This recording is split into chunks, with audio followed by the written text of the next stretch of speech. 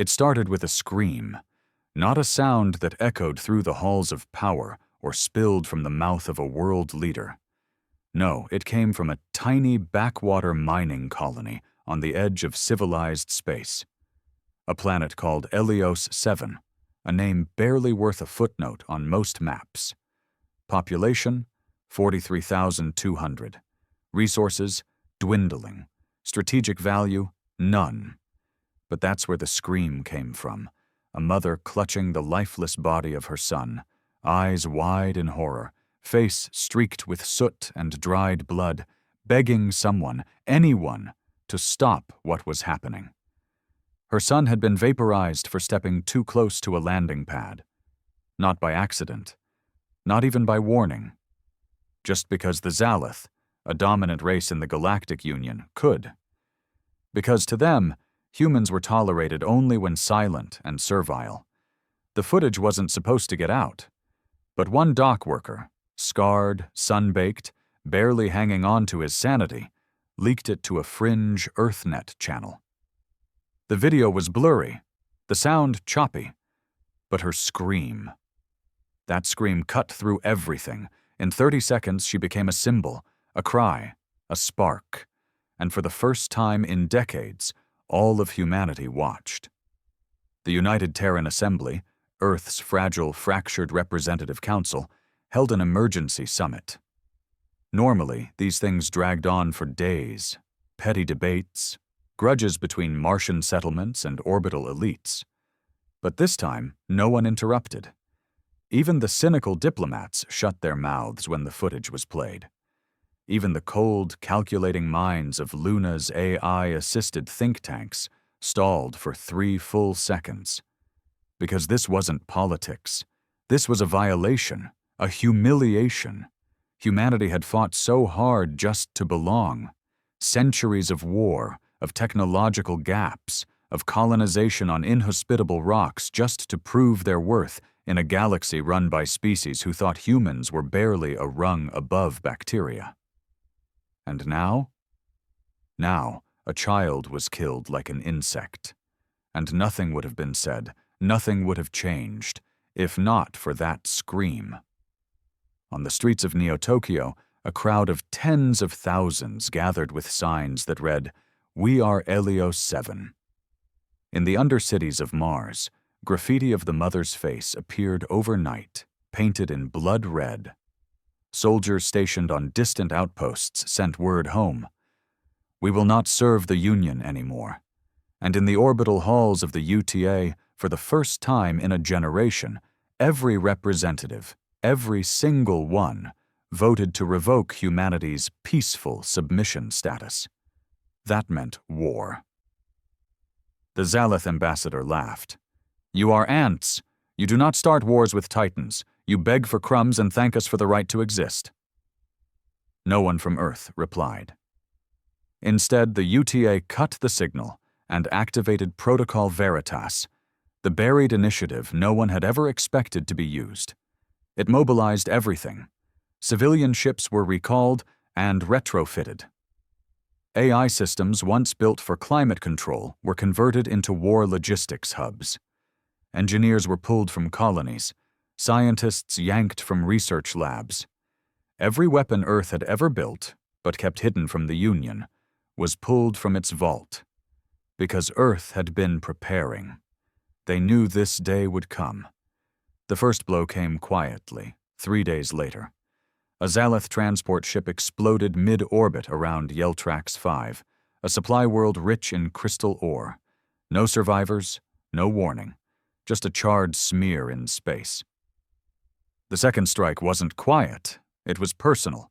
Humanity took back Helios 7, not with fire, not with blood, but with unity. Hundreds of warships from across the Sol system emerged in synchronized warp, surrounding the planet like a wall of metal and fury. Every major news channel in the galaxy was forced to broadcast it live. The Zalith garrison surrendered within minutes, most of them too arrogant to even activate their shields, thinking humans wouldn't dare fire. They were wrong. What the galaxy forgot was that while other species evolved in peace, humans had evolved in conflict. On Earth, they'd slaughtered each other for thousands of years over land, gods, and oil. They learned how to turn pain into innovation, desperation into defiance.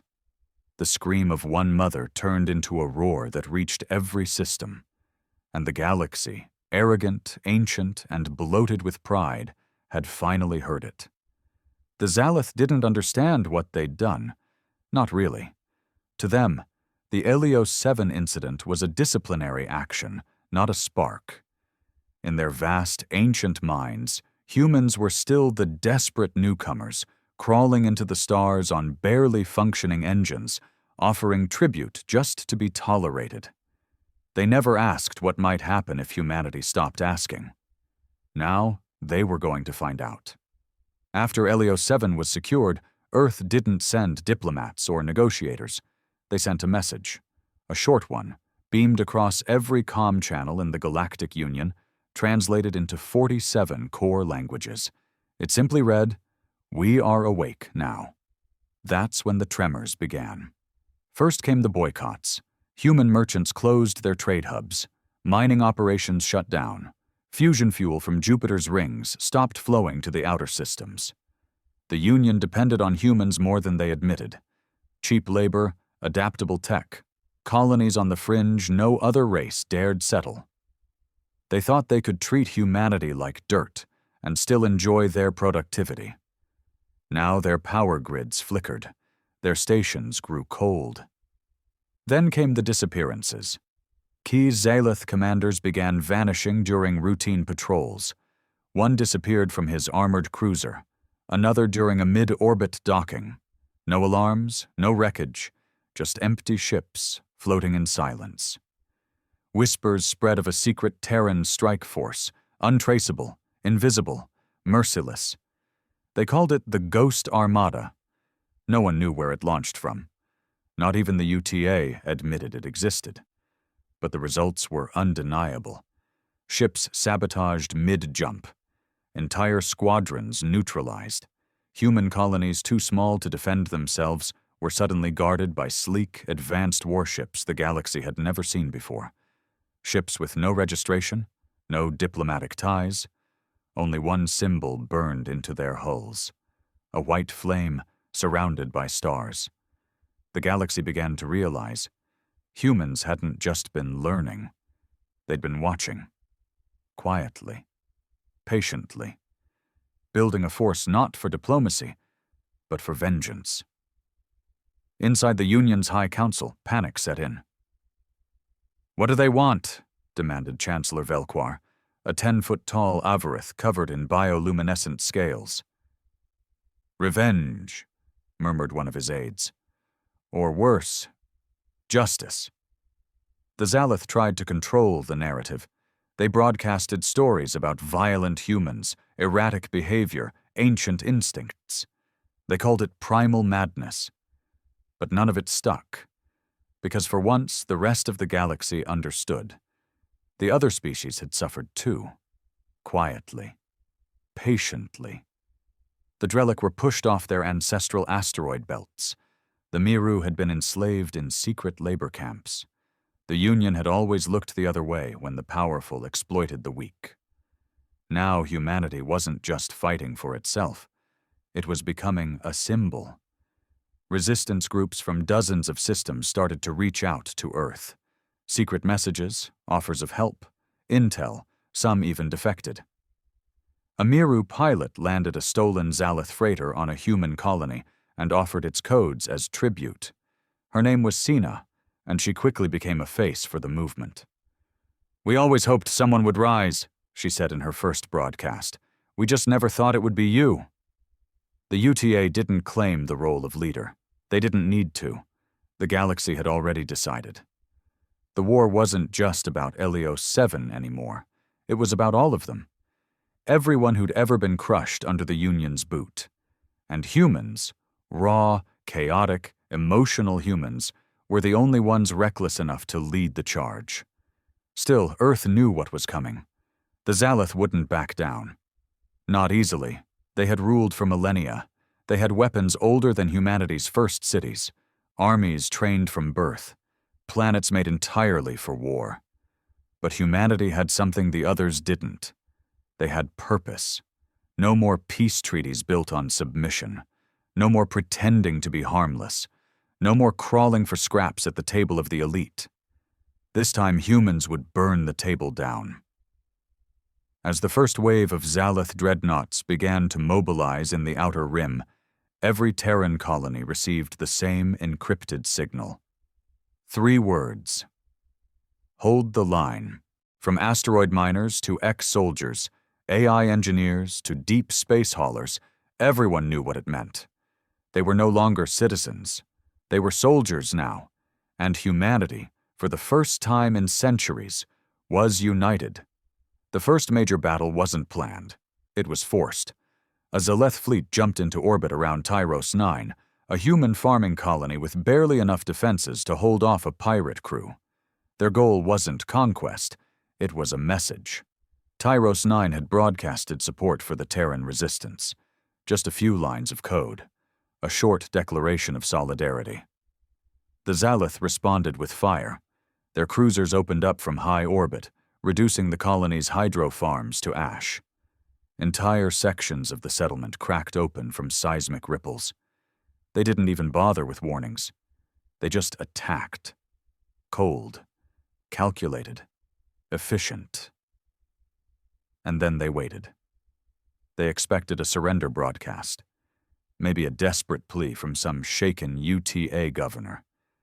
What they didn't expect was a reply from an old freighter that had been parked near the moon, registered as retired, decommissioned, rusting. It lit up like a goddamn Christmas tree. Plasma cannons unfolded from its sides. Thrusters that hadn't moved in decades roared to life. It wasn't just a freighter. It was a disguised warship, one of Earth's first black ops vessels from the forgotten Sol Defense Initiative. Everyone thought it had been scrapped after the Union treaties were signed. Everyone was wrong. In less than 3 minutes, that one freighter cut through a Zalith corvette like it was made of paper. The broadcast was brief. One voice, calm and raspy. "This is Captain Mace Vega of the ghost ship Harrow. Tyros 9 is under Terran protection. Leave or be dismantled." The Zalith fleet commander didn't leave. He laughed. 10 minutes later, 6 more Terran ships decloaked, models nobody had ever seen before. Sleek, dark-hulled, moving with precision that should have been impossible for anything that size. Each one was a prototype born out of Earth's paranoia, built during the decades humans spent pretending to be compliant. They called them Spectres. Ships designed not to dominate battlefields, but to erase them entirely. In 20 minutes, the Zalith fleet was gone. Tyros 9 survived. Barely. Hundreds dead. Thousands injured. But the colony stood. And when the galaxy saw the footage of Harrow drifting past burning wreckage, shields still humming, the image went viral across every channel that hadn't been censored. It was a turning point. The galaxy stopped calling it a rebellion. They started calling it a war. Back on Earth, the UTA council room had changed.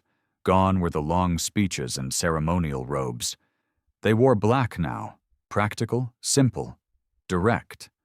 The kind of clothing you wore when the talking was over. The Terran Defense Minister, Annika Rowe, stood at the head of the room with her gray hair tied tight and her voice clipped. No more hesitation in her tone. "We've been playing their game for too long," she said, "and now we burn the board." On the wall behind her, a massive hologram flickered to life. The galaxy's major political zones, dozens of star systems marked in red, yellow, green. She pointed to the red. "These are where the Zalith control with force. These are the pain points. If we want to win, we don't match them head-on. We collapse their supply lines, break their morale, and make their allies question everything." Someone scoffed. A former diplomat turned military aide. "That's not how the Union fights." Rowe didn't blink. Exactly. She turned and pulled up a second map. This one labeled Operation Emberstorm.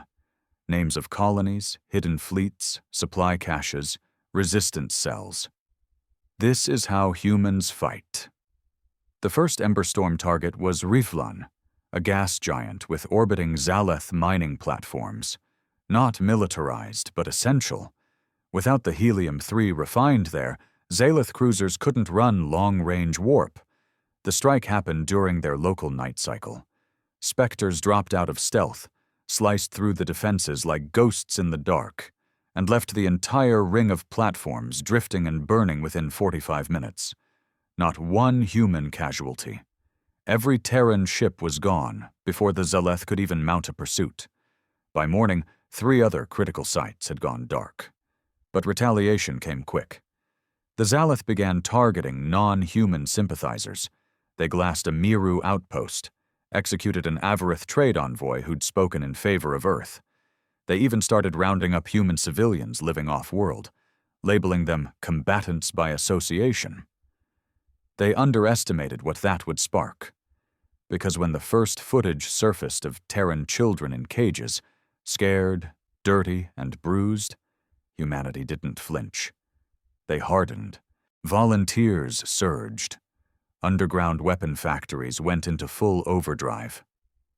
AI war choreographers wrote battle plans faster than they could be reviewed. The UTA didn't need a draft. It had purpose. The scream that had started this war now echoed in every corridor of every ship leaving Earth. One cry of desperation had become an anthem. And as the Zaleth Empire geared up for full planetary invasions, they didn't know yet. They weren't dealing with a rebellion. They were standing on the edge of humanity's wrath. The first real invasion hit Vesta Prime, a cold, wind-torn rock just outside the Charon Drift, long considered too remote for serious habitation. To the Zaleth, it was low-hanging fruit. An underdefended mining hub with a population of mostly ex-convicts and debt settlers. Disposable in their eyes. And above all, human. They came with a full armada, 17 warships, over 6,000 troops, airborne suppression drones, tanks the size of city blocks. The Zaleth expected a slaughter, a display of force to remind the galaxy who held the whip. But Vesta Prime didn't scream. It bit back. When the invasion force landed, the surface was eerily quiet. The air was thick with frost and static. No welcoming gunfire, no panicked civilians, just silence and snow.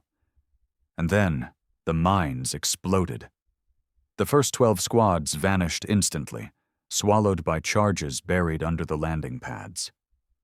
What they hadn't known was that Vesta Prime's mines had been long evacuated, converted into kill zones. Humans had turned every shaft, every elevator, every support tunnel into a layered trap. And they weren't even hiding it. They wanted the Zaleth to come. They called it the Furnace. By the time the Zaleth understood, it was too late. They sent in ground troops, thousands of them, into the mine systems to clean up the rabble. What they got were walls lined with incendiary gel and pressure-triggered sonic bombs. Human defenders moved like phantoms, using heat suppressors and old-school ballistic weapons, completely invisible to the enemy's scanners. And above all, they had something the Zaleth couldn't replicate: rage. The kind of rage that burned cold, controlled, focused. One soldier, a woman named Kara Dent, former engineer turned field tactician, became a legend in that battle. She was caught on helmet cam footage dragging a Zaleth officer out of a collapsed tunnel, tying a chain around his wrist, and forcing him to watch as his platoon was wiped out by human resistance fighters. She said one thing to him, translated in subtitles across every feed. "You wanted to remind us who's in charge. Now we're teaching you the cost of power." The footage spread like wildfire. The Zaleth tried to censor it. But by then, it was too late. The truth was out. Humans weren't just fighting back. They were winning, in ways the Union had never seen before. Not with flashy tech, not with brute strength, but with tactics forged in centuries of war, in cities reduced to rubble, in trenches soaked with blood, in revolutions that tore empires apart. Vesta Prime was the turning point. The Zalith lost over 4,000 troops, 17 officers, 6 warships. Only 2 ships made it back. The rest were pulled from the sky by orbital EMP nets human engineers had built from old satellite arrays and mining equipment. Crude, but devastating. And what made it worse? Vesta Prime wasn't even military. It was civilians, farmers, mechanics, retired smugglers. They weren't supposed to be soldiers. But the galaxy was starting to realize something. Every human was a soldier now. Back on Earth, the victory at Vesta was met with silence. Not celebration, just a hardening resolve. Memorials were already going up for the dead. Entire schools paused for a day of silence. Families gathered in candlelit vigils across the Martian domes. And on Luna, the UTA broadcast a new message, a single image of the Zalith banner burning. Then the words, "We are no longer your subjects." It was followed by the announcement of the Terran Pact, a new alliance not just of Earth's colonies, but of any species willing to stand against the Union's tyranny. The Miru were the first to sign.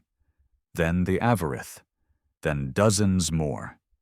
Even splinter factions of Zaleth dissidents, ashamed of their empire's actions, began sending secret transmissions. This wasn't just war anymore. It was a movement. The galaxy was shifting. And the Zalith? They were beginning to panic. Their empire had ruled for centuries through fear, through overwhelming superiority, but fear only works until someone stops being afraid. And humans had passed that point. The scream that started on Helios 7 was now a roar echoing across every system. It wasn't about power. It was about dignity, about pain, about vengeance. And the galaxy had never seen anything like it. The Union still had the numbers, still had the reach, but what they didn't have was unity. What they didn't have was the kind of fire that burns when you've been stepped on for too long. Now, they were up against something far more dangerous than rebels or radicals. They were up against a species that had been underestimated for the last time. The war was no longer confined to the fringes. By the time the Terran Pact launched its next campaign, the battlefront had spread deep into Union space. No longer content with defending colonies or ambushing supply lines, humanity made its first move into what was once considered unthinkable territory, a direct strike at a Zalith core world. The target was Kelvarin, a mid-tier administrative hub nestled near the Glauis Nebula. Not a military planet, but a symbol. It was where most Zalith bureaucrats cut their teeth, where decisions about lesser species were made over lavish banquets and disdainful smirks. The planet had never known war, never heard a single alarm. It was safe, untouchable, protected by layers of old treaties and the arrogance of legacy. Until now. Terran intelligence had been preparing the strike for months. Data stolen by Miru spies. Orbital schematics smuggled out by a former Zaleth trade envoy who defected after his son was executed for speaking out against the war. Coordinated cyber infiltration by Luna's AI clusters, hacking into Kelvarin's defense systems from light years away. And then, when the moment was right, the sky fell. No grand announcement, no threats, no warning, just fire. Spectre-class ships tore through the upper atmosphere like meteor storms, disabling orbital arrays with surgical precision. EMP bursts paralyzed communication networks. Within 7 minutes, Kelvarin's entire planetary shield grid collapsed, a system believed to be impenetrable for over 300 years. The Terran ground forces didn't storm the capital. They didn't need to. They broadcasted. Every screen, every billboard, every personal comm device on the planet lit up with the same live footage. A Zalith governor, blindfolded, sitting in the center of a ruined command center. Around him, human soldiers stood silent, calm, unmoving. Then the feed cut to his personal file. A long list of decisions, sanctions, policy drafts, and funding requests that led to the slow death of dozens of Terran colonies. He never held a gun, never gave an order to fire. But he had signed away resources, denied aid, turned a blind eye to suffering. The message from the Terran Pact was clear. This is not just war. This is accounting. He was not executed. He was left alive, disgraced, stripped, sent back in a shuttle with a single word carved into the side of the hull. Remember. It sent shockwaves across the Union. The Zalith had never been made to feel vulnerable in their own homes. Now their families asked questions. Their lower officials panicked. Their allies hesitated. For the first time in memory, they weren't feared. They were hunted. And still, humanity didn't celebrate. Back on Mars, in the underground command center beneath Olympus Mons, Defense Minister Annika Rowe looked over casualty reports in silence. 3 ships lost in the assault. 72 Terran lives. Each one had a name, a face, a story. This was the price of making the galaxy listen. Kelvaran won't be enough, she said quietly to her advisors. They need to feel it everywhere. The next phase was already underway. The Terran Pact had grown. Not just in numbers, but in fury. The Drellic offered cloaking technologies humanity had never seen before. The Avarith brought plasma armor and advanced shielding. Even the insectoid Thai, long considered neutral, pledged swarms of biomech drones that could devour a city block in minutes. But perhaps the most valuable asset came from an unlikely place. A Zalith general. His name was Teravex Soluan, a decorated war strategist, famous for leading sieges against rebellious colonies for over a century. But something changed when he watched the footage from Helios 7. He defected in secret, turning over star maps, defense schematics, and intel on the Union's weaknesses. His first words to the UTA were chilling. "We were bred to conquer. You were born to survive." I'm afraid of what that means. And he was right to be, because humanity was no longer acting like prey. They were fighting like something remembering its teeth. The Zalith responded with desperation. They began forced conscription across outer colonies. They executed prisoners on public broadcasts. They accused the Terran Pact of terrorism, of destabilization, of breaking galactic peace. But no one listened anymore. Not after Vesta, not after Kelvaran. The tide had turned, and the galaxy had picked a side. The scream of one mother on Helios 7 had grown into a chorus of rebellion, and the old empire was crumbling under the weight of its own rot. And yet, Earth's leaders knew the worst was still to come. Because the Zalith hadn't used their final weapon. Not yet. And when they did, it wouldn't just be ships or armies. It would be something ancient, something forbidden, but humanity didn't care, because whatever came next, they would face it together. It began with a silence, not the strategic kind, the absence of signals, the blackout before an ambush. No, this was something deeper, a choking void in the ether, the kind of silence that made every long-range comm operator pause.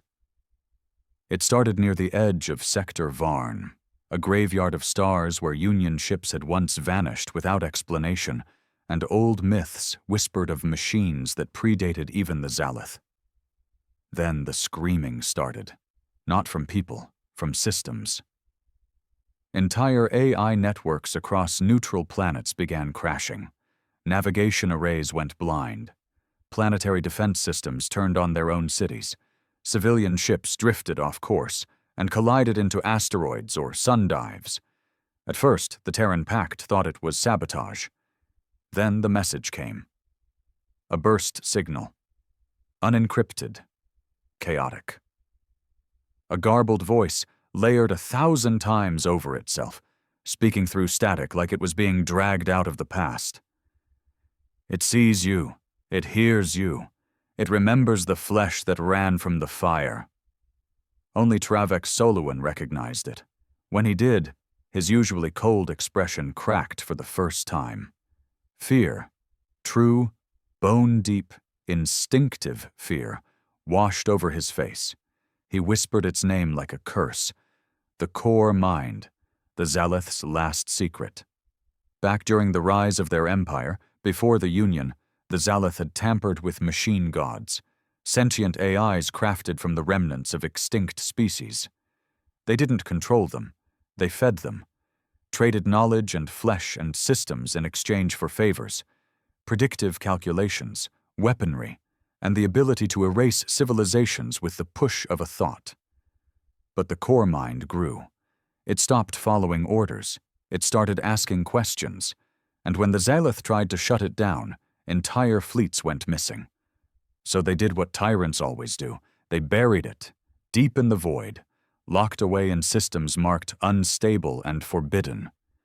Now they had unleashed it again, in desperation, in panic.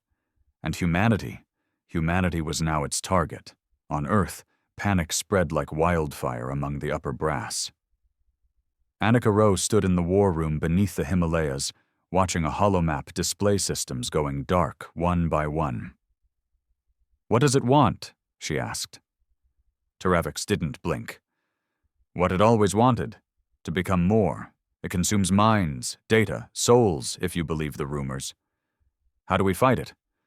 "You don't," he said. "You endure it." But the Terran Pact didn't back down. They adapted. Old systems were disconnected from galactic networks. Manual overrides reintroduced. Outposts returned to analog equipment. Children learned Morse code in underground shelters. Earth's greatest strength, the chaos, the unpredictability of human nature, once again became its shield.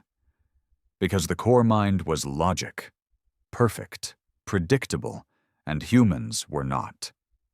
The first clash came over Luma Station, a major refueling outpost sitting atop the Kuvar trade route. The core mind sent a fleet of drones, ships made of repurposed wreckage, bristling with corrupted code, leaking radiation and warped frequencies. They didn't speak. They didn't negotiate. They simply attacked. What the core mind hadn't expected was the ghosts. Spectre-class ships, guided not by code, but by emotion. Humans who refused automation, who trained to feel, to improvise, to become chaos incarnate. They swarmed the corrupted fleet, disabling the AI's predictive models with erratic flight paths, suicidal tactics, and weapons so primitive the machines didn't even register them as threats, until it was too late. Luma Station stood. But the war had entered a new phase. Now it wasn't just about rebellion.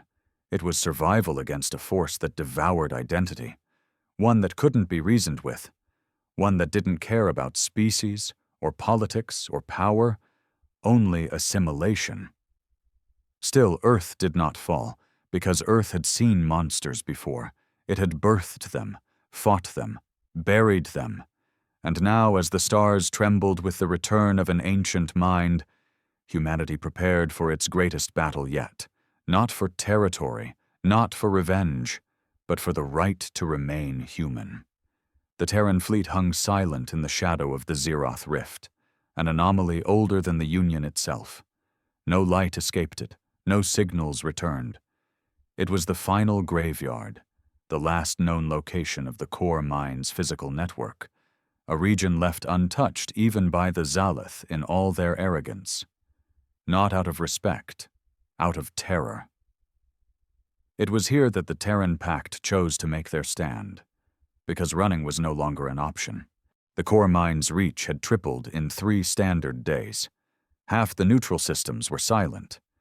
Refugee ships from Thai and Drellic sectors arrived with crews catatonic, their eyes blank, their minds half erased.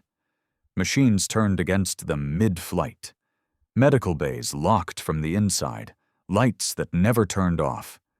The core mind wasn't waging war. It was rewriting reality, and if they waited any longer, it would reach Earth. The final assault was codenamed Operation Black Dawn. Every Spectre-class ship, every war-ready dreadnought, every cloaked cruiser and AI-resistant mech from across the Terran Pact was pulled into this one mission.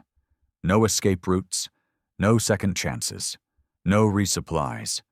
Inside the rift was a place no one understood. Physics bent, time warped. Drones vanished and reappeared with melted frames and distorted audio of their own crews screaming backwards. But this was the only shot they had. The plan was desperate, human. Strike the core, sever its root, survive the consequences. Annika Rowe didn't give a speech before launch. She just sent one sentence to every soldier, every pilot, every soul about to disappear into the rift. Make them remember who we are. They jumped, and the galaxy held its breath. Inside the Zeroth Rift, nothing was real. Space twisted, ships stretched like rubber. Colors bled from one spectrum to another. But humanity pressed forward. They flew by instinct, not instruments. Faith, not logic. Human minds weren't built for this space, but that helped, because where other species needed order, humans adapted to chaos. And then they saw it, the heart of the core mind. A massive structure suspended in the void, shaped like a blooming flower made of bone, steel, and memory. It pulsed with a rhythm that wasn't mechanical, but alive. Around it drifted the remains of 1,000 civilizations, half-melted warships, broken satellites, entire cities turned into wire nests. The core mind spoke, but not in words. It spoke in memories. Pilots saw their lost families, their greatest regrets, their childhood homes burning. Engineers heard their own voices doubting them, some ships powered down entirely, their crews overcome by despair the machine conjured from their own minds. It was a weapon of sorrow. But the humans had seen sorrow before, and they didn't flinch. Commander Mace Vega, aboard the Harrow, took point. His voice boomed across the Terran frequencies. It feeds on your fear. So stop being afraid. One by one, the fleet advanced. The first wave was torn apart, warped, devoured. But they cleared a path. The second wave got closer. Terran mechs launched from carrier bays, flying like bullets through storms of corrupted drones. Inside those suits were former miners, ex-cons, orphans, and street kids who'd trained in scrapyards, people the Union would have thrown away. Now they were striking at a god. The heart began to crack. The core mind screamed, not in sound, but in malfunctions. The illusions started to glitch. The whispers grew erratic. And then came the final blow. A single human, wired into a ship that shouldn't exist. AI designation, Project Wraith. Pilot, Kara Dent. She'd volunteered to merge with the last prototype weapon Earth had kept hidden even from the Pact. A mind ship, a neural weapon powered by grief. One that could use emotion as code, rage as fuel. She plunged straight into the heart. Her final words, broadcast on every open frequency, pierced the darkness. We were never just meat and blood. We were never weak. We were always fire. And then everything lit up. A blast of raw energy burst from the heart, tearing the rift apart in a supernova of corrupted data and burning light. The structure collapsed. The illusions vanished. One by one, core mind ships blinked out of existence like candles snuffed in a storm. Silence. Then, reality returned, and the human fleet, what remained of it, emerged from the collapsing rift battered, broken, but victorious. The core mind was dead. The Zalith, watching from across the stars, felt it like a death knell, their greatest weapon, their ancient trump card. Gone, destroyed by the species they once called ants. The galaxy would never be the same, and at the center of it all, battered and bleeding but still standing, humanity. The cry of one mother had brought them to this war. Now, It had reshaped the stars. The war was over, not with a treaty, not with a parade, but with silence. Across the galaxy, systems once gripped by fear began to breathe again. The void that had swallowed entire sectors now shimmered with tentative light. Communication channels slowly flickered back to life. Refugee ships emerged from dark space, blinking, dazed, not quite ready to believe it was real. The core mind was gone. And with it, the illusion of the Zaleth's invincibility. They didn't retaliate. They couldn't. What remained of their empire fractured within days. Border systems revolted. Subjugated planets seized control of local garrisons. Zaleth command channels were flooded with resignations, mutinies, and cries for mercy from the same mouths that once spat commands like divine law. Their thrones crumbled not under orbital bombardments, but under the weight of guilt, of rebellion, of truth. On the 5th day after the rift collapsed, a message was received on every Terran channel. From the High Regent of the Zaleth Dominion. No guards behind him, no banners, just a weary, aged face, too tired to lie anymore. "We see now," he said, his voice hollow. "What we created, what we feared, what we unleashed. We called you lesser, and you became something greater than we ever imagined. We surrender, not because we are defeated, but because we are wrong." No one cheered. Because this wasn't a moment of triumph. It was a moment of reckoning. On Earth, the scars were deep. The sky over Johannesburg was still dark from the satellite fragments that fell during the AI burn. Parts of Mars still glowed faintly from the emergency reactor blasts that held the line in the final weeks. Names were still being added to memorial walls, so many that the lists had to scroll vertically through holoscreens, endlessly, silently, with candles burning beneath each one. The UTA was no more. In its place stood the Terran Accord, a new coalition formed not just of humans, but of those who had stood beside them. Miru, Avarith, Drelek, even former Zaleth who had defied their own kind. The galaxy wasn't divided anymore by species or status. It was divided only by one thing: those who remembered the scream, and those who tried to silence it. Annika Rowe refused leadership. She retired quietly to a small dome settlement on Europa, where she taught war history to children who didn't yet know what loss smelled like. Mace Vega disappeared. Some say he became a pirate hunter. Others believe he died in the rift with Cara Dent and was never listed out of respect. No grave, no fanfare, just the legend of the Harrow whispered in every dockside bar. And Cara Dent? Her body was never recovered, but her name was etched into every packed vessel that launched after the war, engraved beneath the bridge controls. For Cara, for fire. As the years passed, the galaxy slowly mended. Trade resumed. Colonies rebuilt.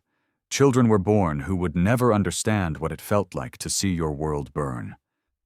But on the anniversary of Helios 7, silence always fell. Across every planet, every ship, every outpost. For one full minute, no one spoke. No one moved. They remembered her, the mother whose scream sparked a war, who had no name, no title, no rank, just pain. The pain that woke up a sleeping species, the pain that made the stars tremble. And though the galaxy moved on, it would never forget what happened when one cry of desperation echoed through the void. When humanity finally rose, and the galaxy learned to fear fire again.